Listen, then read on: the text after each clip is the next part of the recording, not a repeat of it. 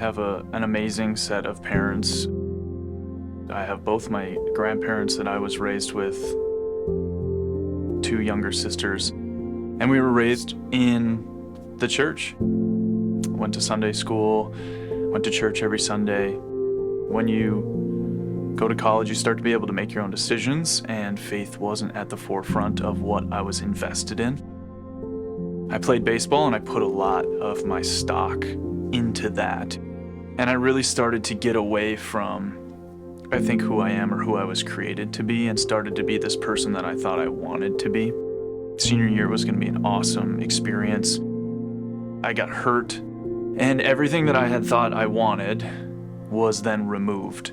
And when everything is taken away from you, and then there's no support anymore, there's no more, you have to be at practice at this time, you have a game at this time, you start to ask yourself, like, what do I do now? One of the biggest inspirations in my life, my aunt had moved back to Minnesota to be closer to our family. Summer of 2018, she was diagnosed with glioblastoma and then passed away in 2019. At that point, I really had said, I don't want to challenge myself anymore. I don't want to be uncomfortable. I don't want to be sad or frustrated with this life. I just want to have a job that I can sit at a desk. And so I did that. I had the same job for about 5 years. I went to the same gym. I lived in the same apartment. It was essentially a triangle. I went from home to the gym, went to work, from work to home, and I lived in this 20-mile triangle that I created for myself. And everything that I thought I had wanted in that moment was great. There was no stress, there was nothing going on. But then I would just sit there and be like, why is it that I feel like I have so many more things to give this world? There has to be more to life than this.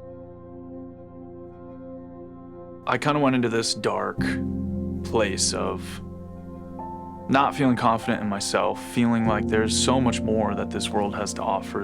And so I started going to therapy, but really the most important key to all of this is that a friend came up to me at the gym and she asked me if I had a church family, and I really didn't have a good response. And she said, I'm gonna pick you up on Sunday and we're gonna go to church. And so she did. She picked me up on that Sunday.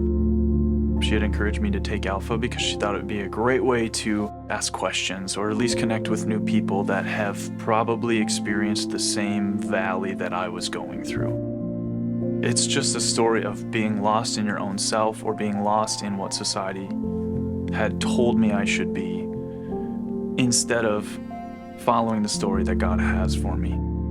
Over several years, you start moving further and further away from what God had planned for me. But it only took one conversation for me to start heading back.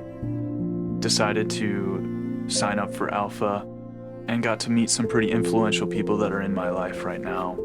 I know the importance of one interaction. I know the importance of one conversation. That friend that asked me to come to church on Sunday changed my entire life.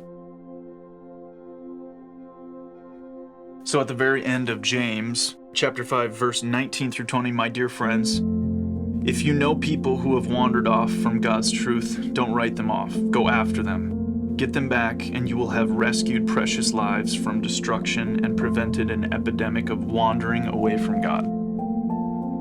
Sometimes you have to stop thinking about why you're coming to church and ask yourself who you're coming to church for. Sometimes someone needs you in that moment. And I had this experience at our Holy Spirit retreat. One of my guests was sitting by a table by himself, and I went and sat down, and he just began to cry. And he was so overcome with the feeling that God had something for him in life, despite all of the ways that he had tried to deviate from that plan. And I couldn't help but be emotional myself, because I recognized that that was the same person that I was. I knew that I needed to continue to serve, or I knew that I needed to continue to be present in the church, because there are more people out there like myself. So when you think you're too tired, or when you think you're too busy, or you have things going on, remember that somebody else might need you to be there. Don't give up on those people around you that maybe have given up on themselves. I think it's one of those things that's really contagious. This change of mind, this investment in my relationships, this willingness to volunteer, to challenge myself, to be more involved with other people. When I was younger, I thought, these are my gifts. I'm good at what I do. Let me show you how good I am at those things, and I'll tell you how good I am at those things too. You wish you could change it, right? But also, I don't think I'd be the same person that I am right now. I think I went through a lot of different valleys, and that has helped me relate. Humbled in our society, I think, is almost this embarrassment, right? Like, oh, that person was really humbled. They got really put down. But in the Bible, it's understanding who God sees you as. And that is one of the biggest things that has changed in my life, is seeing who God sees me as, who I was created to be. The biggest thing that has changed has really just been that day-to-day understanding of what matters most in life.